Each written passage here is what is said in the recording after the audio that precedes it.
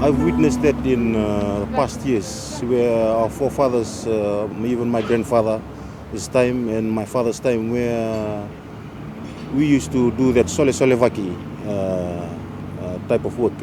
And we call it by working together. In Fijian, we call it sole solevaki. So, and I think if the people in the squatter settlements work together, they could do a lot in terms of cleaning up their compound. You know, even though they are staying in a squatter settlement, they could make the environment look a bit better by cleaning their own compounds and digging their own rubbish bins, looking after their toilets, even trying to build their houses nicely.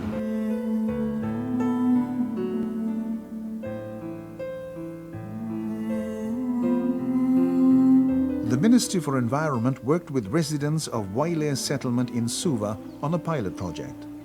The project saw the establishment of a Wailea Litter Prevention Committee that eventually convinced the Suva City Council to provide waste collection services at a much lower rate.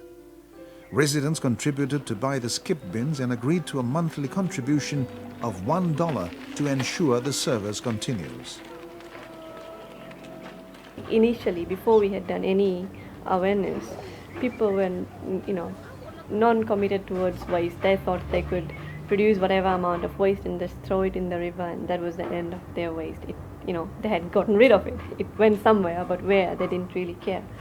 But after our awareness work, they realized that, it doesn't just go away, it remains in that river. They use that river and they are affected by it. Also, they used to burn their waste. That's also harmful because there's so many kinds of things you're burning, metals, plastics, which can have an effect on their health as well. So we got all these things across to them. One other thing we try to tell these people, now that we've told them that, okay, waste management is important for their environment and health, now that we've done that, they're thinking that skip bins is the solution. That's it, that's the solution to the waste management problem.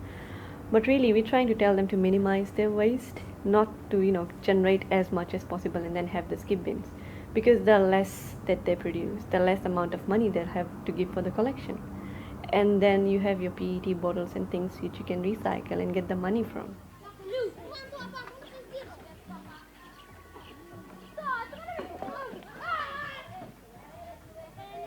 Apart from the Ministry for Environment, there are other organizations and government departments that are beginning to recognize the potential in people forced to such deplorable situations. Those who work with residents of such settlements agree that squatters cooperate and are beginning to exist as one unit regardless of one's ethnicity or religion. Improvising has become second nature and relations are good, but attitudes must change towards them.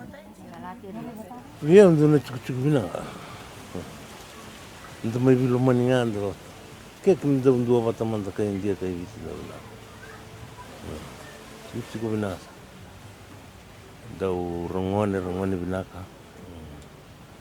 Sesun tu libu nawa rangan lakukan meron ramai wala.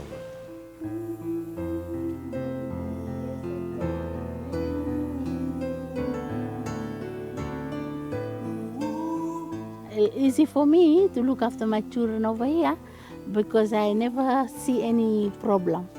We can just leave our house like that. We can go and wash the clothes. Nobody can come and steal like that. Nobody disturbing at night. Something like that. And this place is quite good place. Well, as you can see, the house far away, but still they take care of one another. Bula tubango dalam bulan ni lorika ng bulan ni Vilaman. Bigyan mami na may tu na squatters. Hindi matentu na may kina. Salame bono lewu, salame ngau. Hindi bono kami lako may kina. Wata ida kami na kami na India kami sa may tu batang kami sa may Willy. Mendo tu na bagat kami sando na kor. Sa may va chairman tagi na bono ngo. May da kana kina committee na kina tango magina chuku kami chuki na ngo Wailea.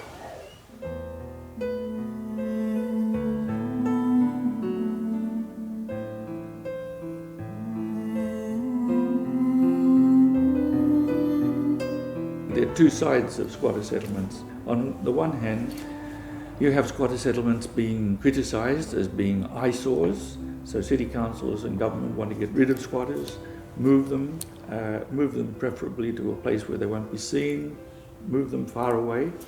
They say they're not paying their rates, city rates. They shouldn't be voting in elections. They don't need to be consulted. They're just an eyesore. They're lazy. They're hopeless people. They've got nothing to contribute. And we often hear that side or that attitude. Squatters are really a part of the solution. There's enough housing being provided by government, so they're putting up their own homes. Often, many of them don't have full-time employment, so they're creating their own employment. So they're really providing creative solutions to areas where government is finding it difficult to move in terms of housing, in terms of employment.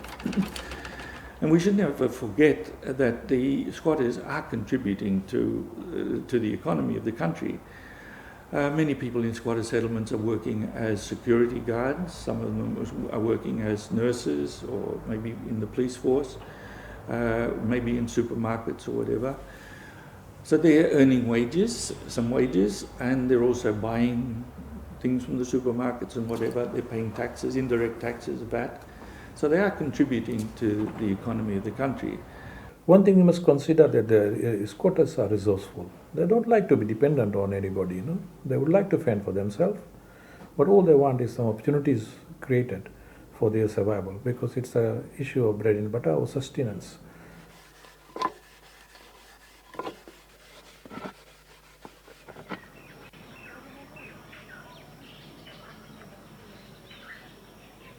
Tondolei siwa, the Honda Bilawa, Donabongi, Lavana Kavi, Bungtodokai to Tombilawa, Shematakalai, in the Romana Twinika, and though lim like Tui, and don't tweet in Nandola. Mr. Blandola, Sungauna Catolo Ramai, a Pitri Tui, Yangi Musukana, Sen Bensini, and Sony Labor, Kenabo, and the Banataka when in Tomato Valley. Acha, baru ni, lagi, ni je baru ni. Acha tu baik dah.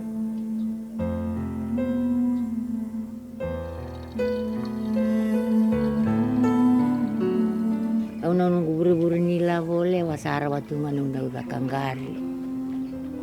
Meu usiwa na kavango, udah kamodu.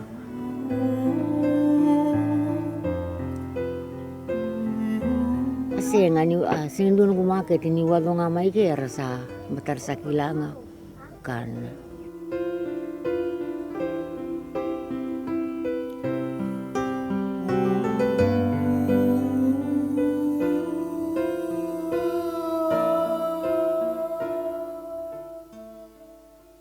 We are living in a squatter area, so we don't have our own piece of land to do the farming. So we planted we went to have land from other people. We shared the land with them, and we planted rice on their farm. And after planting the rice, when it is ready to harvest, we harvest the rice, and we give half the share to the landowner, and we get half of the share what we harvest. So good you manage with this all this kind of variety? Yes.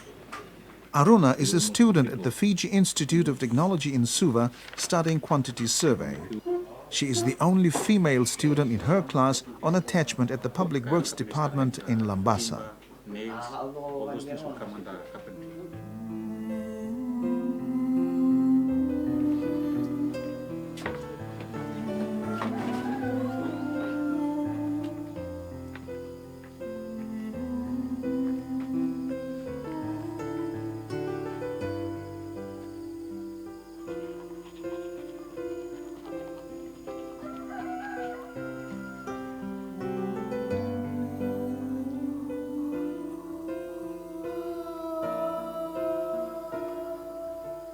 Ritesh Ronald Prasad is a Form 4 student at Mbulileka Sanatan College.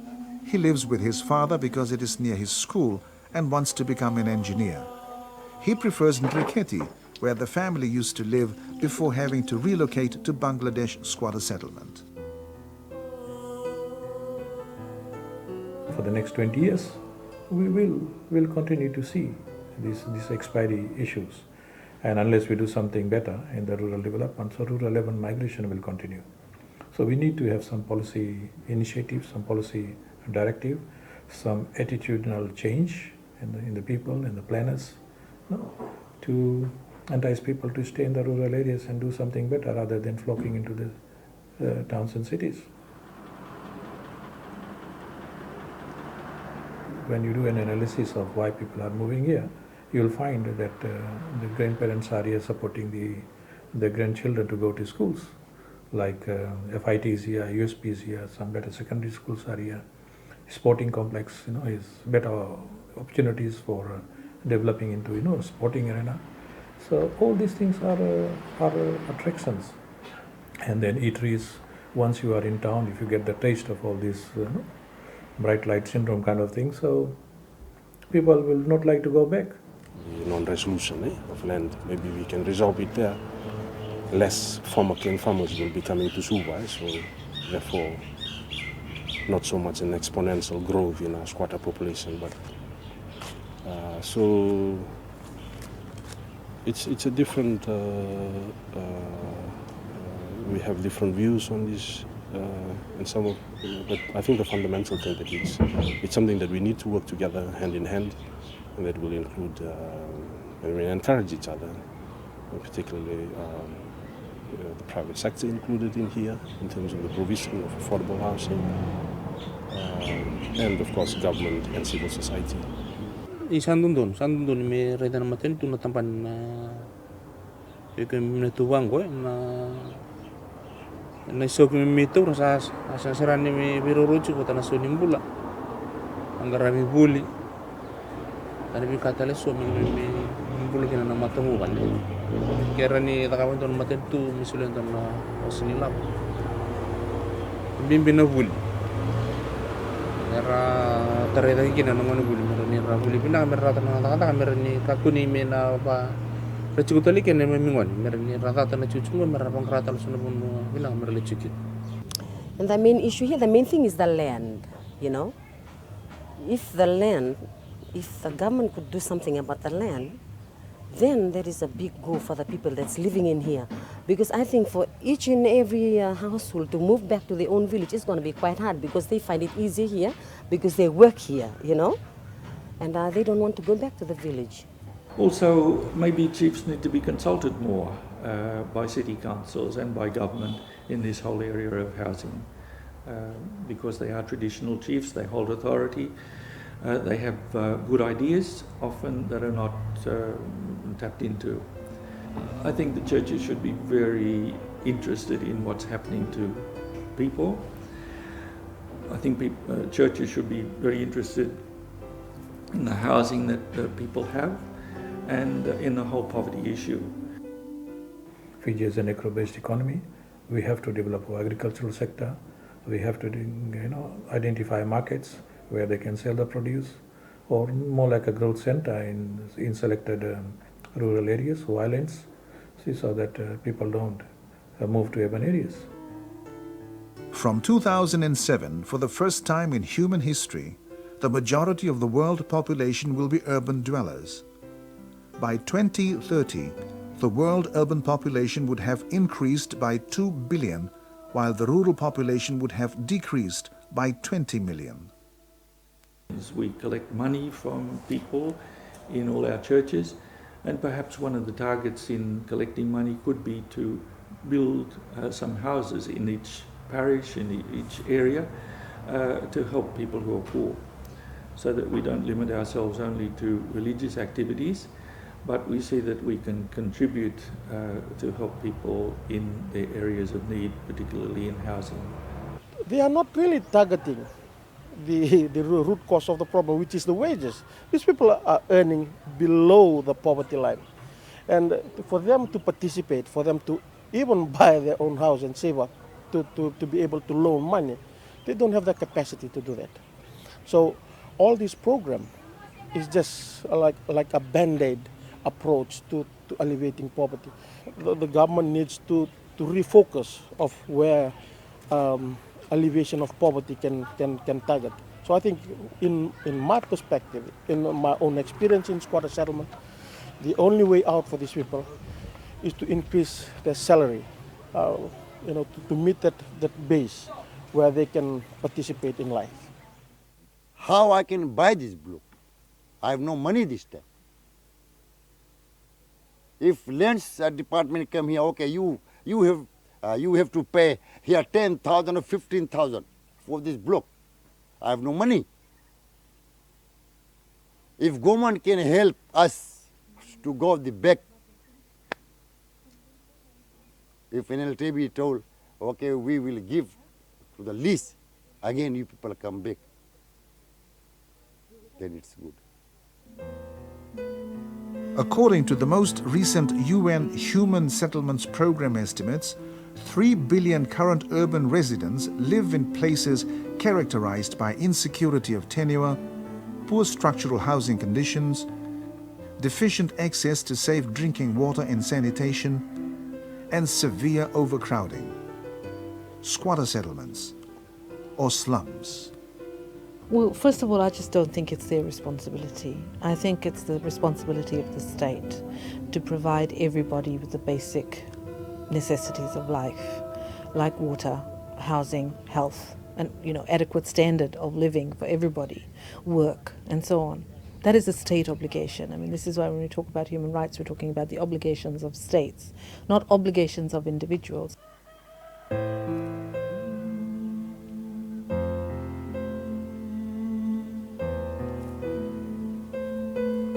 With the social analysis workshop, that is a workshop that we empower these community members who are living in the squatters. We are trying to, in the workshops, we teach them in ways of how to speak up for their own selves, for their future. When they are in the squatter settlement, conscientization, and we need them to break out and to wake up. And with this social analysis too, we don't only help them in waking up, we help them in working for themselves. And that's one thing of getting them to think positive thinking in ways of moving forward, instead of staying in the squatter settlement and thinking that this is it and this is how it should be. If anybody give the money, I'm afraid to buy. Also, I'll put that money in some other use. Some other use. I got no good beds. I am sleeping in the floor. I'm not died. I got no sickness in the body. So you're going to see my house in event and see. आप हल्के घर के अंदर हल्के देख सकता है, हमारे पास खटिया नहीं, हमारा अच्छा कुर्सी नहीं, अच्छा से वो डाइनिंग रूम नहीं, सिटिंग रूम नहीं, हम लोग हैप्पी है. I am happy also. I am not greedy that that fella got to everything, the video set. I don't bother. Nothing. I'm happy.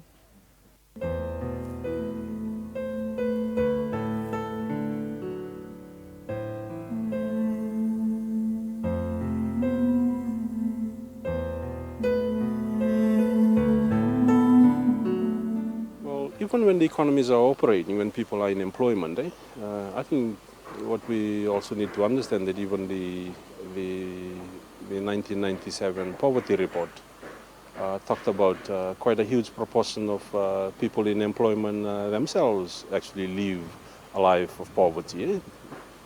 So even if we kind of talk about an economy which is operating, okay, we'll still need to look at what exactly all those people who are working, how much are they taking home in terms of pay? Is that take-home pay sufficient enough to meet their family needs and obligations, including one of their fundamental needs is affordable housing? I've struggled seeing my parents. They try their very best to give me what's best. I've now reached Form 7. I'm not on scholarship. Like, sometimes you'll just know that there's something inside. Maybe there's a reason for me being brought up here so that I can, to be a good leader, you have to know what it's like. When it's like, those people who are suffering, you've gone through that suffer, so you've gone through all the situation. So I'm sure I will try. If I become a good leader in the future, I'm sure I know what it's like to go through all this, whatever comes up, all the circumstances, because I'm sure I've gone through all this. I can do it. It makes me want to persevere and endure.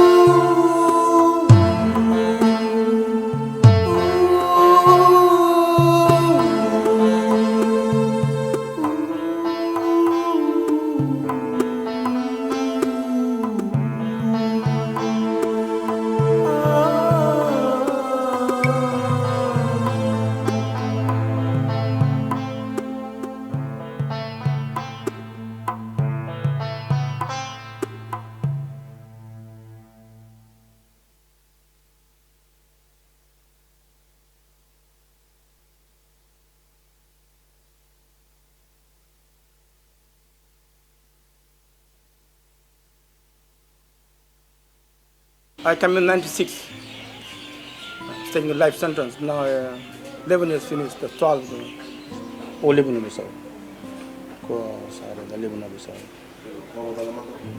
Sa liu kena tu sa sengai bangun na brengara biti Kongo na ti Kongo loma nikwa na room ke tu sa set mai nikwa liu sa sengai ti na room bango nikwa na room sa banisili na sinki lomne room. When I came in 7 years ago, this place was a mess. And it was a mess until, a year ago it was still a mess. But things have changed. Another thing, when they come walk past, they should not shake like this. If they shake, Inmates have testified that the skills training programs offered in the prisons are helping them develop positive thinking. It has got many of them inspired. Ya sangai me redango ni na lebni to men karabi na lebni lawo rokina kena roro ni kena karabi obombo trindo na sal ni rawi labo pinakasar raw sar plat ni bebula sara tunelaw kwa nga to kaya sagungo kwa to kelas har matal di kwa ke do This is part of our rehab program for the inmates. The main question is, where do they go from here? Where do they go from here? So our intention of the department is to have something like a certificates, so that they can go have some opportunities to take some jobs to earn money for their families.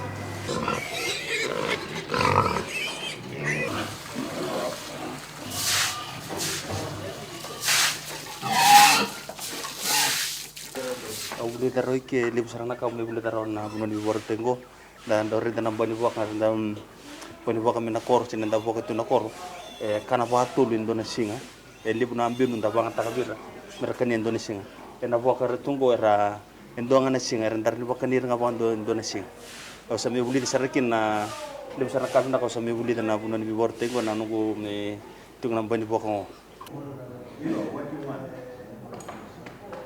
Pakasam ni kau bakapcu kangame sa uretanga wa job tu iliu na tila puni tula.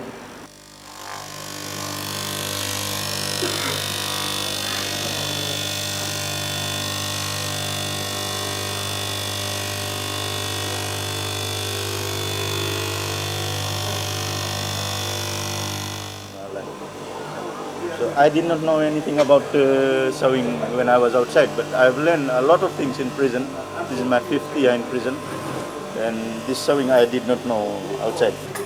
Nangonong ko usaran itu lain form ko terus ko sangi po tiang ko ti bunong gorote tulaya wa terungo tulaya na baya wa terura terus men akabina no me ko matalen uwa ena sote mbula shirt ai sulun tar tunggo ate nanggo terus mbelabu wong mutas indo ayo bo mena bunongo.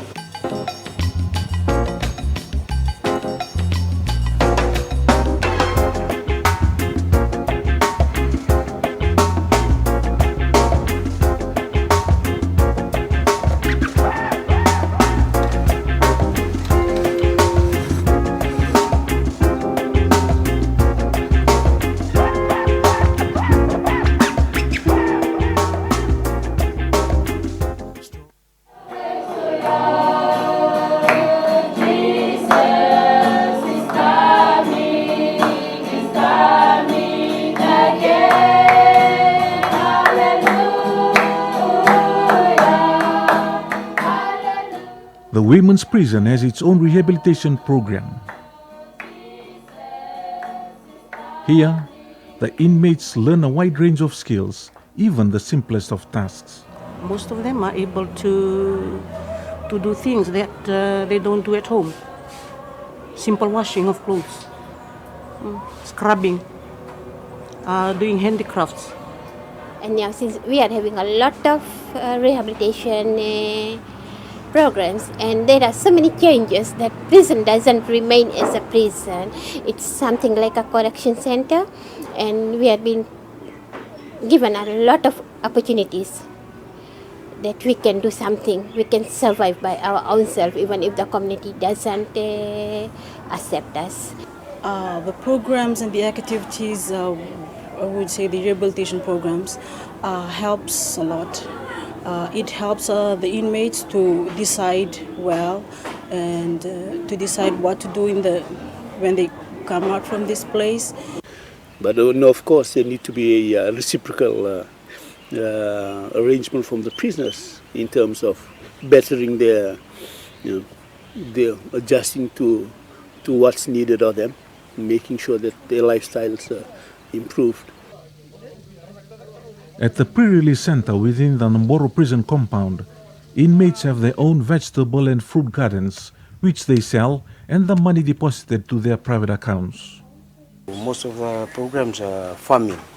Some of the inmates are planting vegetables and root crops. So when it is matured, we do sell them. The money we get, we'll put it on their account, on their bank account. So to prepare them when they go out, they have something in the pocket.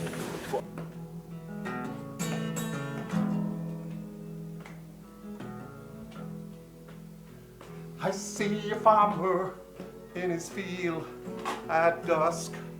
Spiritual development is also a part of the reform and rehabilitation program introduced in the prisons. The pride he feels is in the one he trusts. Church groups like the Prison Fellowship Fiji visit and give spiritual counseling to inmates on a daily basis. But Bible says before the sun goes down, we have forgiveness from the Lord. What I learned from this Lord. Our primary work is to deal with the behavior of the prisoners. We go for the heart. We believe that's where the problem is. And if we can change the heart, then we change the thoughts, we change the motives, and ultimately we change the behavior. Although we are in a situation where our freedom in the ways of man are limited, but Father, we are free in you. We thank you, Lord, for our brothers from Prison Fellowship, Brother Jack and his team. We thank you, dear Jesus, for allowing this opportunity that we could all come together with one heart and one mind. I am born in prison. If anybody said, which time you gonna born? I gonna tell, I born in prison. Prison is my house because this place I found the Lord. Amen? Because He saved me from the death and come and give me a life. In my case, I stole democracy. So we are thieves. But there is another thing that we in prison. There are things that prison does to us. It transforms our lives.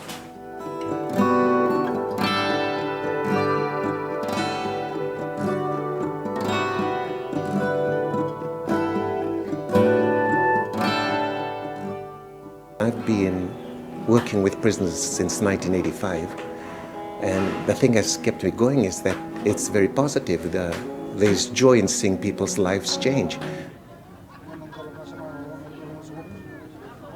The Prison Market Day is an initiative of the Fiji Prisons Department to draw public attention to the activities going on in the prisons and the efforts to improving the lives and prepare prisoners when they return to civil society. It was also an opportunity for the public to see the work of prisoners and meet face to face with them. If we cannot change that attitude, the public attitude towards offenders, all the programs that we are required to do under the rehabilitation program, I think it's a waste of time. It's a waste of time. Because at the end of the day, when they have completed their sentence, who do we hand over to? I mean the prisons. Is it to the family? To the church? To the Vanua? Or an organization? You know, I've come across prisoners who really want to change their life. But the problem is that when they go out there, they just lose it because of the lack of the support system out there. The number of people going into prison every year keeps increasing, and the jails are overcrowded. The courts have reluctantly sent people in because of the unavailability of manpower to assist with non-prison sentences like community work.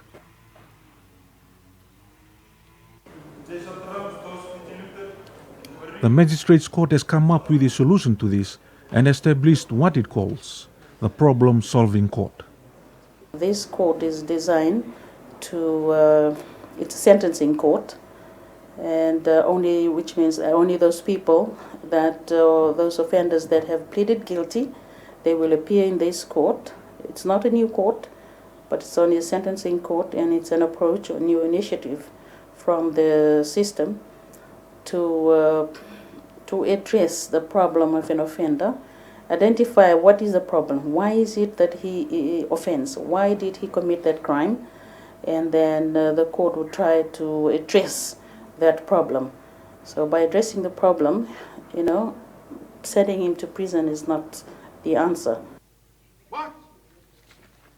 Despite the public's negative attitude towards prisoners, those who've been through the system know that this is the place where they come to meet their real self. The successful reintegration into the community is the greatest security for our society. Basically, what I've seen in my 16 years of working in the justice system is that offenders who come before me have issues, whether it be family, dysfunctional, their parents have left them, their relatives don't want them back, or their wives have left them, their children have disowned them, and they look around for solutions in the wrong places. So with you, Lord.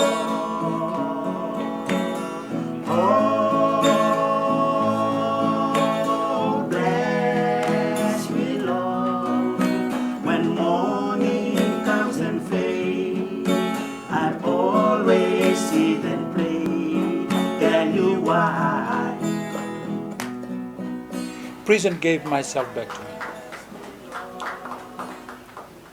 In what sense? Oh, my identity, my self-respect. I now know exactly where I was going, where I'm going now. I did not know where I was going before. Until this time, Lord, you still care.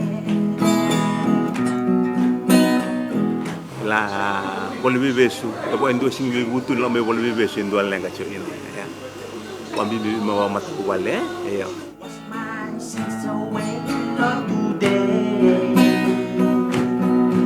So with you, Lord, oh, bless me, Lord. Morning comes and fades. I'm always sit and pray. Tell you why. Bless me, Lord. Make me feel okay. You give me life. I think at the end of the day, these are all human beings, you know. Somewhere along the line, they fell along the way. They were perhaps weak, misused, abused, or perhaps basically did something influenced by the situation they encountered. And as a result, they ended up in prison. They're still human beings, useful people that we hope after they serve the time in prison, they could be used back in the community or society. What they say, He is my helper till the end. So with you, Lord. It is evident that the rehabilitation programs and activities happening behind the prison walls are having a positive impact on the image of prison and on the lives of prisoners. These men and women have realized